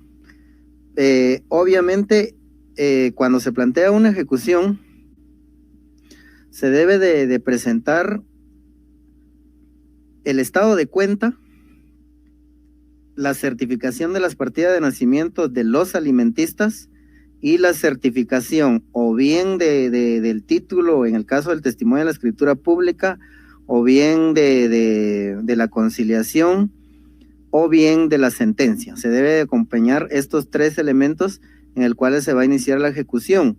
Y hagamos de cuenta que en un año el sujeto depositó en enero, en mayo, en junio, en noviembre y en diciembre. Entonces, ¿qué mes es lo que voy a solicitar de ese año? Eso se debe de describir en la demanda. Se debe escribir en la demanda que enero pagó. Entonces, febrero, marzo y abril no pagó. Entonces, ahí va 3 meses ya de ese año. Mayo, junio pagó, julio, agosto, septiembre no pagó, otros 3 meses. Quiere decir de que en ese año yo voy a decir, acá me debe 6 meses, tal mes, obviamente explicando bien esta situación. Se inicia el ejecutivo y hoy el juez lo va a aceptar, y pues se le va a cobrar a esta persona estos alimentos atrasados. Gracias, doctor. ¿Qué procede si el alimentante pierde el empleo y debe pasar manutención a sus padres, cosa que la obligación no existe en el momento de la fijación de la pensión? Es lo que estábamos hablando, que en el caso para poder solicitar el aumento o la disminución, el artículo 280 del Código Civil lo establece, que se va a reducir o se va a aumentar proporcionalmente. ¿En base a qué? En base al aumento o la disminución que sufra las necesidades del alimentista o la fortuna del alimentante. Gracias, doctor. Muchas gracias, excelente conferencia, excelente, dice Sonia. Sandy Paola, la sentencia condenatoria por el delito de negación de asistencia económica es causal para aclarar el divorcio. ¿Perdón? Dice Sandy Paola, la sentencia condenatoria por el delito de negación de asistencia económica es causal para declarar el divorcio. Una excelente ponencia.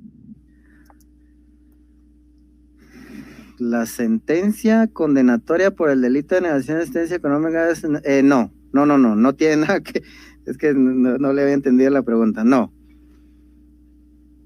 El Código Civil establece las causales por el cual se puede solicitar divorcio, y una de las causales es que haya sido condenado por delito, siempre y cuando establece la normativa ciertos parámetros de esos delitos. Pero en el caso de negación de asistencia económica, deviene de la obligación dentro del mismo bien.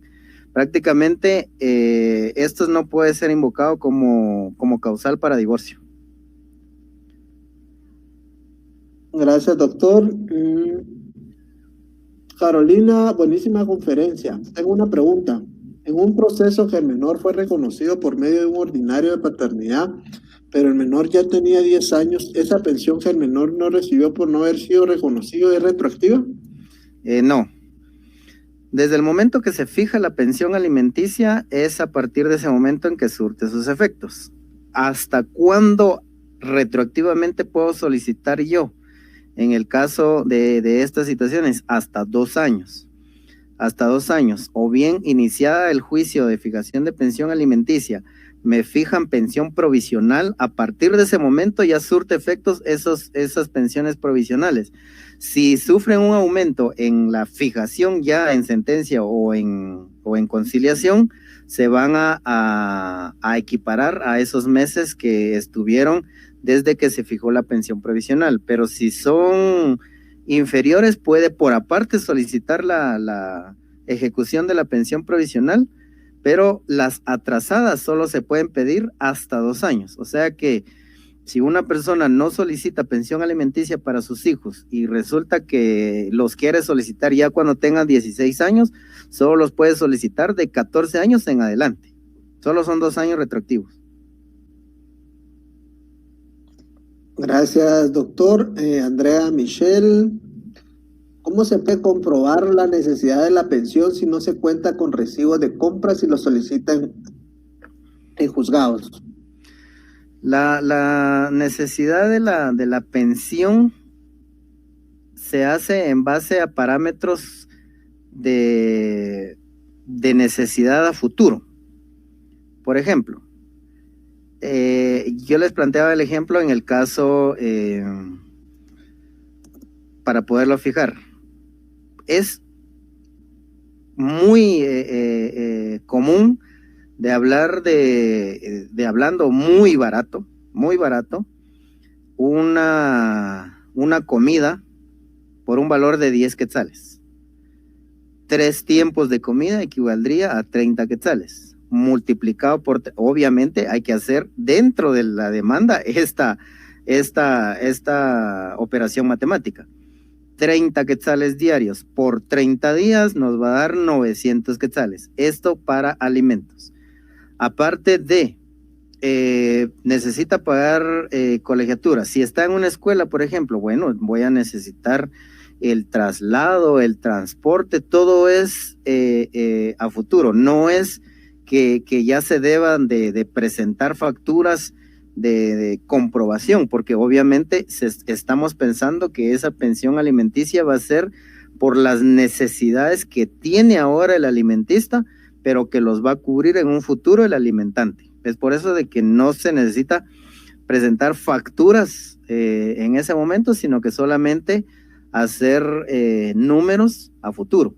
Obviamente en el caso de colegio, pues si yo he estado pagando un colegio en tal lugar, pues entonces voy a decirlo, mire, el colegio me cobra tanto, aquí está el recibo, y ese es lo que he estado pagando. Si le compro ropa cada cierto tiempo, mire, aquí yo le compro ropa acompañada de sus facturas, que eso va a ser de mucha ayuda, pero la proyección que se hace siempre es a futuro.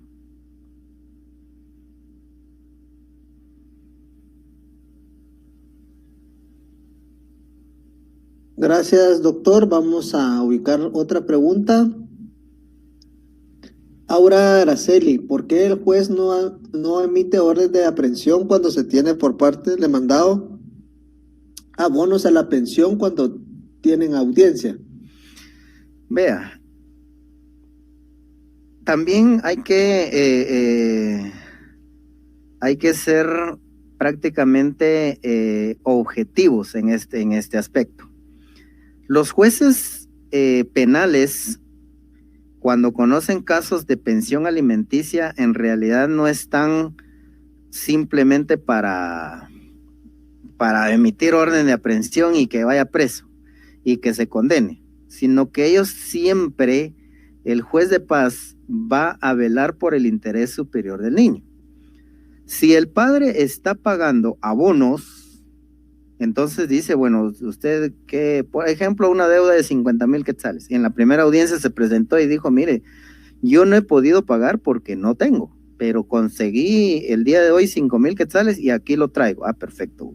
¿Para cuándo usted calcula que ya tiene esa cantidad? Mire, pues no sé. Entonces viene el juez, le dice, le doy tantos días, fijo la siguiente audiencia para que usted venga y pague la totalidad. Pero en esa otra audiencia llega otra vez el sujeto y no lleva los 45,000, sino que solo lleva 10,000 y dice, no conseguí, pero no conseguí los 45, pero aquí tengo 10,000. Es por el interés superior del niño, porque en realidad, al final de cuentas, el niño está recibiendo algo de nada, que en comparación, si yo lo envío preso, se va preso esta persona, pues obviamente preso, si no ha respondido cuando está trabajando normal, mucho menos va a responder estando preso. Entonces, esas son cuestiones humanitarias, son cuestiones que también entran a colación el interés superior del niño. Por eso es de que los jueces aceptan que la parte, en este caso ya acusada, porque está siendo acusada la comisión de hecho delictivo del delito de negación de asistencia económica, el pagar, el que está dando abonos, ¿verdad? Lo cual no se permite en el juicio ejecutivo, porque el juicio ejecutivo es una cantidad determinada. Entonces no puedo decir, mire, me están ejecutando por 50,000 quetzales, pero tengo 10,000, voy a abonar y esperemos a ver cuándo consigo los otros 40. En el ejecutivo no se puede, pero ante el juez penal sí se puede esta situación, porque se vela por el interés superior del niño. Gracias, doctor.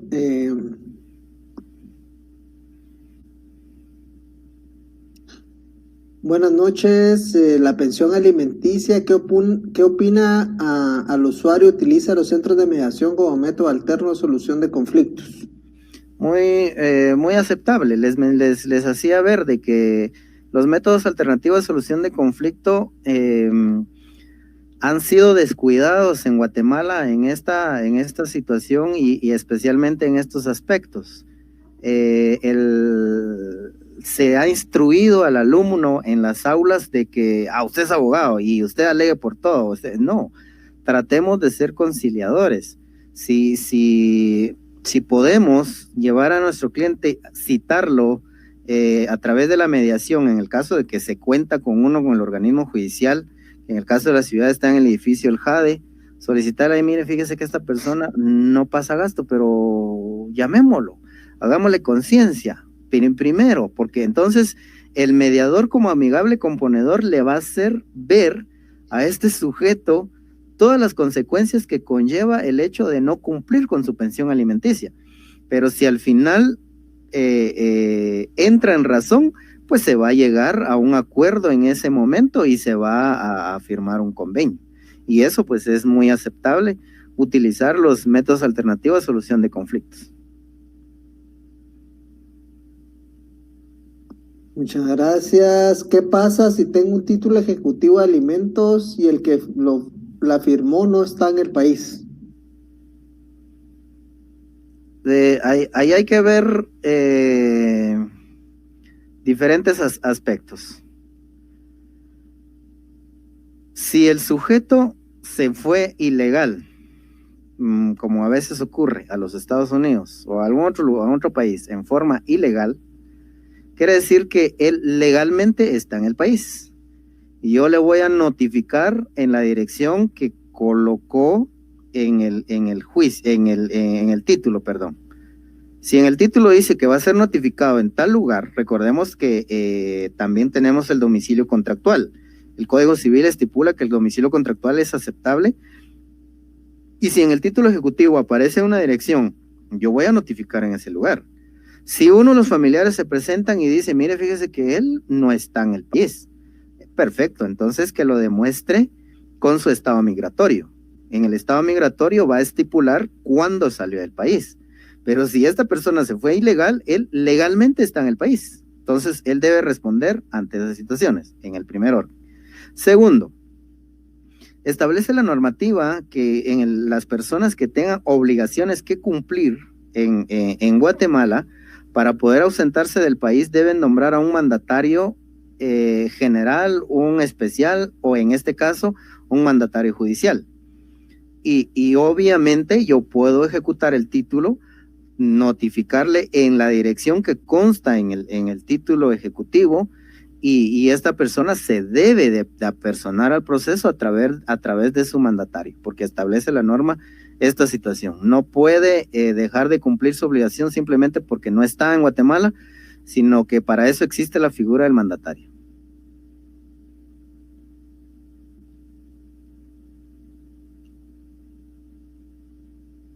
Gracias, doctor. Vamos a la última pregunta de Luis Rosales. En el caso que uno de los padres no lo ha reconocido, pero se le quiere demandar por alimentos y el aceptado en documentos que es el padre, ¿se podría iniciar el proceso o si debe reconocerlo?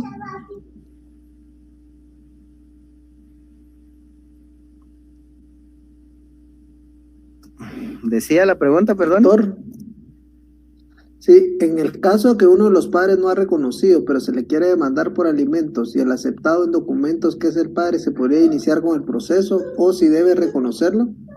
No. Son figuras distintas, totalmente distintas. Recordemos que el reconocimiento de hijo se da por diferentes circunstancias. Se puede dar por testamento, se puede dar en documento privado, se puede dar ante autoridad administrativa, ante el Registro Nacional de las Personas, o se puede obligar a través de un reconocimiento de hijo, a través de un juicio, ¿verdad? Se debe de cumplir con ese procedimiento primero para posteriormente fijarle pensión alimenticia. Se debe de seguir un orden. No podemos fijarle pensión alimenticia a una persona que no está obligada. El artículo 283 del Código Civil estipula claramente que es ascendientes, descendientes, hermanos, cónyuges. Esta se debe de demostrar. Si una persona está unida con otra persona, pero no tiene la declaración de unión de hecho, no tiene la calidad de cónyuge según el Código Civil. Si están casados y están declarados la unión de hecho, perfecto. En el caso de hijos, tienen que estar legalmente reconocidos. Si no están reconocidos, pues prácticamente no se tiene esa obligación, sino que se debería iniciar primero el juicio de reconocimiento de paternidad para que esta persona reconozca a su hijo y posteriormente, ahí sí, ya iniciarle la fijación de pensión alimenticia.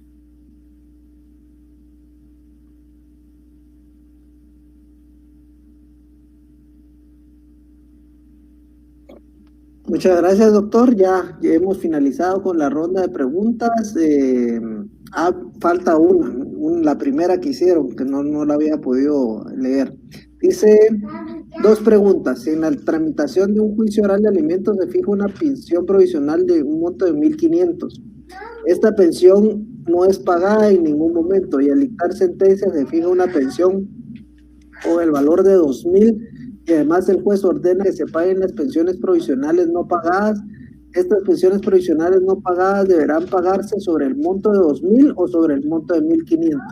En el caso que se han pagado las pensiones provisionales al tiempo sobre el monto de 1.500 y la sentencia haya fijado la pensión sobre 2.000, ¿se pagarán los 500 sobrantes? Exacto, eso es lo que les explicaba hace un momento. Cuando se fija una pensión provisional, se entiende que obviamente es provisional por un corto tiempo hasta que se fije la definitiva. Estas pensiones provisionales, según la Corte de Constitucionalidad, ya ha establecido jurisprudencia, ya tiene doctrina legal en donde prácticamente pueden ser ejecutadas. La parte que lo solicitó puede iniciar la ejecución de la pensión provisional antes de dictar sentencia. Y obviamente, pues el obligado está valga la redundancia, obligado a pagarlas. Si al final tenemos una sentencia de 2.000 quetzales, no podemos hacer una diferencia, decir, bueno, ahora entonces los 500 también me los tiene que pagar porque solo le cobré 1,500 allá. No, la provisional va a subsistir desde que se fijó hasta que se fije la definitiva. ¿Qué es lo que pasa? ¿Qué es lo que ocurre normalmente en la práctica? En la práctica dice, hagamos de cuenta que el juicio haya durado 10 meses. Fijaron una pensión provisional de 1,500, tenemos una pensión provisional no pagada de 15,000 quetzales, y esos 15,000 quetzales ya se cargan al estado de cuenta del siguiente mes, más los 2,000 quetzales que ya se fijó en definitivo. Quiere decir que para el siguiente mes ya la persona ya tiene 17,000 quetzales para poder ejecutarlas, ¿verdad? Normalmente los jueces, siendo, como le dijera yo, humanistas, siendo humanitarios, le dicen a la persona, mire, usted ya debe tanto, ¿qué va a hacer? Y entonces en ese momento, de hecho, puede solicitar como un modo de pago, por así decirlo, decir, mire, yo le voy a pagar en 3 pagos. Le voy a pagar esa pensión en 3 pagos de 5,000 quetzales. Muy bien, durante los siguientes meses, en la sentencia de una vez así se establece, o bien también en el convenio, se establece muy bien, durante los 3 meses siguientes, el señor fulano de tal pagará en concepto de pensión alimenticia 7,000 quetzales, 5,000 que corresponde a la pensión provisional atrasada, más los 2,000 quetzales de ese mes, durante los 3 meses siguientes, y posteriormente en el 4º mes ya pagará solamente la cantidad de 2,000 quetzales, lo cual fue sentenciado a través de esta resolución. Ahora, ¿cómo ejecutar esa si ya quedó establecido en la sentencia? Si la persona no hace ningún abono, prácticamente vamos a ejecutar las que debe más las provisionales atrasadas. Pero si sí pagó los 5,000 quetzales, pero no hizo efectivo los otros 2,000, vamos a ejecutar solamente los 2,000 quetzales porque las atrasadas sí las pagó y sí las depositó en el momento indicado.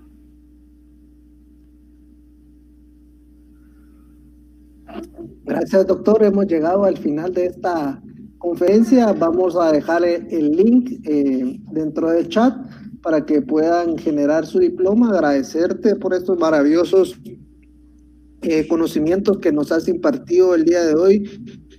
Doctor Zárate, que pases una feliz noche y te dejo en el uso de la palabra para que te despidas de tu público. Te cuento que fueron más de 550 personas las que estuvieron conectadas el día de hoy. Gracias, doctor. Siempre también agradeciendo a la Casa del Operador de Justicia por la oportunidad que se le da a uno en plataforma de poder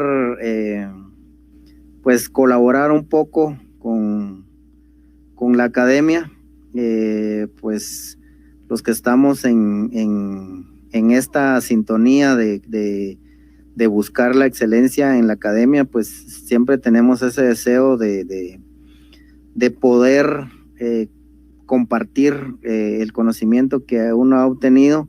El lema que manejamos nosotros en la Casa del Operador de Justicia es no al egoísmo y vamos por la excelencia en la academia. Y si nosotros, por la gracia y misericordia del Todopoderoso, hemos logrado adquirir conocimiento a través del estudio, a través de la experiencia, y se nos da la oportunidad de poderlo exponer, pues lo vamos a hacer con todo el gusto del mundo, porque sabemos tanto profesionales como estudiosos del derecho, como de las ciencias afines y personas que deseen aprender, no necesariamente tengan que estar involucrados en el derecho, que anhelan este tipo de conferencias, y más aún si es en forma gratuita, o quizás colaborando con algo simbólico, pero tener siempre esos conocimientos, pues lo vamos a hacer en todo momento. Estamos siempre a la orden, ya gracias a Dios, pues con el doctor Denis, el doctor Douglas y todos los que colaboran con la Casa del Operador de Justicia, pues ya tenemos un par de años de estar trabajando con esto, y lo hemos hecho de una forma tal de que siempre se busque enaltecer la academia. Acá no estamos diciendo que solo es la universidad estatal, no es solo una universidad privada, no, es simplemente el hecho de querer aprender, de querer superar el conocimiento que uno tiene y de poder tener un léxico jurídico y un conocimiento tal que prácticamente uno puede hacer valer sus derechos en cualquier momento, ¿verdad?